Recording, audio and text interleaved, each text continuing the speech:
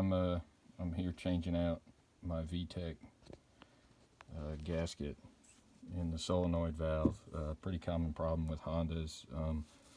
A lot of what they don't tell you is there is a second gasket that will leak in these valves. Pretty much every Honda Vtec valve has one of these second gaskets, so what a lot of people do is they replace the gasket that goes between the valve and the head, and your valve still leaks. So I've already replaced the second gasket, but just to show you, you got to remove these 3 bolts,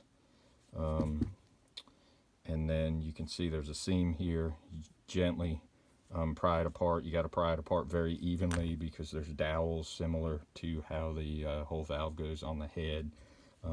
Once you get that apart, there is a second gasket inside the valve, and as you can see, my gasket, this one's completely shot. It's dried out. It's flat.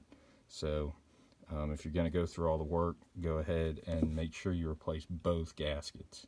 This gasket will leak, and a lot of times, again, they'll replace this gasket because it's in the parts diagram, but this gasket here goes missed, and you go through all that trouble and your valve still leaks.